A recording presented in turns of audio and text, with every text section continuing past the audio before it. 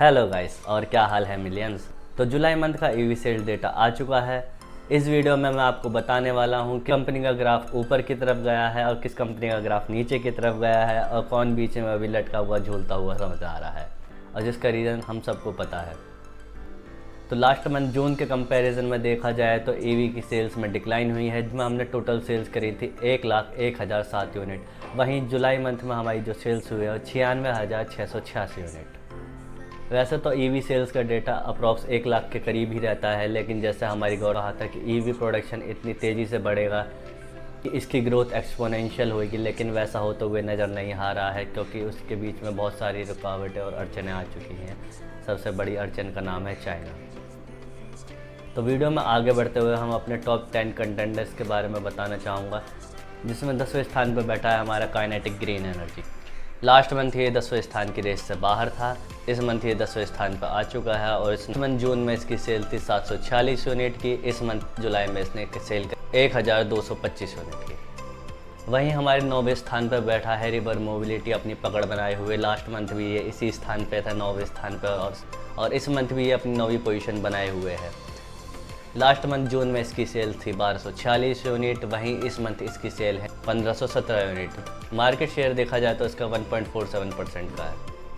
Video में आगे बढ़ते हुए हम अपने 8वें स्थान की ओर चलते हैं, जहां पर बैठा है बीगॉस ऑटो।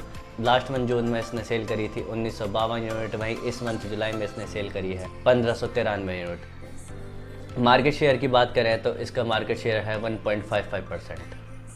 अब बढ़ते हैं हम अपने 7वें स्थान की ओर, जहाँ पे बैठा है प्योर एनर्जी। प्योर एनर्जी की मेरे को समझ नहीं आ रही इतनी सेल्स कैसे हो रही हैं, ये दिन पर दिन आगे बढ़ता हुआ चला जा रहा है। लास्ट मंथ जून में इसने सेल करी थी 1420 यूनिट। इस मंथ जुलाई में इसने सेल करी है 1688 यूनिट। करीबन 250 यूनिट की एक्स्ट्रा जंप इसे मिली है। वहीं इसका मार्केट शेयर देखा जाए तो 1.64% का है। अब हम बढ़ते हैं अपने 6ठे स्थान की ओर, जहाँ पे बैठा है ग्रेव्स मोबिलिटी। लास्ट मंथ भी ये 6ठे स्थान पर बैठा था, इस मंथ भी यहीं पे बैठा हुआ है, अपनी पकड़ बनाए हुए है। लास्ट मंथ इसकी सेल थी 4,199 यूनिट, वहीं इस मंथ इसने सेल करी है 4,197 यूनिट। 3 यूनिट का डिक्लाइन देखा गया है, लेकिन इससे कोई इतना इम्पैक्ट नहीं आने वाला है इसकी सेल्स पे। इस कंपनी के भी प्रोडक्ट्स बहुत अच्छे आ रहे हैं। इसका भी लेटेस्ट जो प्रोडक्ट लास्ट लॉन्च हुआ था वो एम्पियर था, जिसमें LFP बैटरी का यूज़ किया गया है, और इसमें बताया जाता है इसकी 1500 से 2000 साइकिल्स हैं, और इसका मार्केट शेयर है करीबन 4.08% का। अभी तक की जो भी हमने कंपनीज़ के बारे में बात करा वो ऊपर नीचे शिफ्ट होती रहती हैं। अब हम बढ़ते हैं अपने लास्ट 5 कंटेंडर्स की तरफ, जहाँ पर तगड़ी टक्कर हो। ये लोग अपनी पोजीशंस को छोड़ने का नाम ही नहीं लेते और उसी पोजीशन पे मोस्टली बने रहते हैं। तो हम अपने कंटेंडर की तरफ, जहाँ पे बैठा है हीरो का वीडा। रिसेंटली इसके 2 प्रोडक्ट्स लॉन्च हुए हैं, वीडा X2, जिसके बाद इसकी सेल्स में एक्सेसिव इंक्रीमेंट देखा गया है।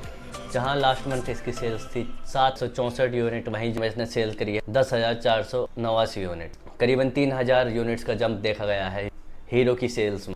वहीं इसका मार्केट शेयर है 10.2% का।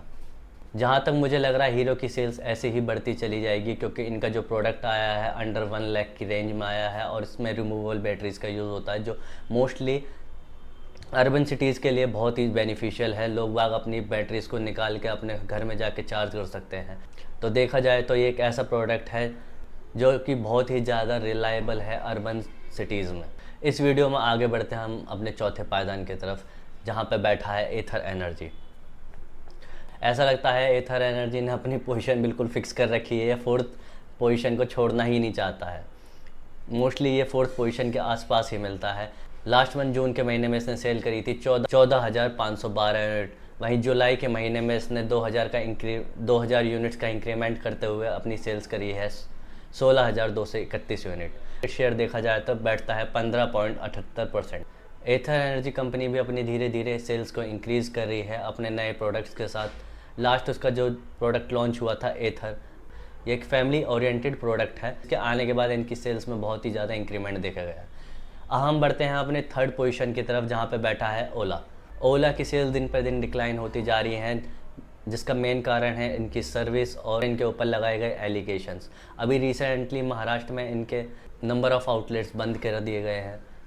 लास्ट मंथ जून की इनकी सेल्स थी 20,189 यूनिट, वहीं जुलाई में इन्होंने सेल 17,848 यूनिट।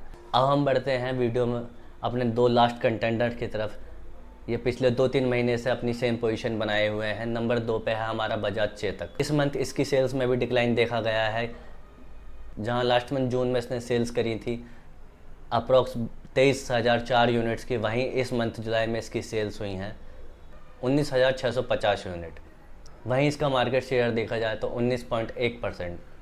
अभी बजाज चेतक की सेल्स में और भी ज़्यादा डिक्लाइन देखे जा सकते हैं, क्योंकि राजीव बजाज ने कहा है अगर ये प्रॉब्लम्स ऐसे ही चलती रही तो अगस्त के महीने में इन्हें अपना प्रोडक्शन शट डाउन करना पड़ेगा। हम बढ़ते हैं अपने पहले पायदान की तरफ, जहां से लास्ट 3 महीने से एक ही कंपनी ने अपना दबदबा बनाए हुआ है, वो है टीवीएस मोटर। जब से इनका 3.2 किलोवाट वाला बैटरी पैक बेस मॉडल में आया है, जब से इनकी सेल्स में इंक्रीमेंट देखा, आज से करीबन 5-6 महीने पहले ये 5वें या चौथे स्थान पर है। अभी सीधे छलांग मार के पहले स्थान पर बैठा हुआ है करीबन 2-3 महीने से। लास्ट मंथ जून में इसने जो सेल करी थी वो सेल 22,274 यूनिट। वहीं इस मंथ इसकी सेल हुई है 22,255 यूनिट।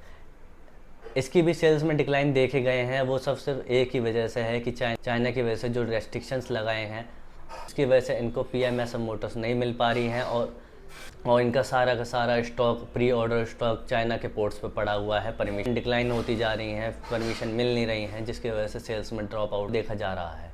और इसके मार्केट शेयर के बारे में बात करें तो ये बैठा है 21% के मार्केट शेयर के साथ सबसे आगे।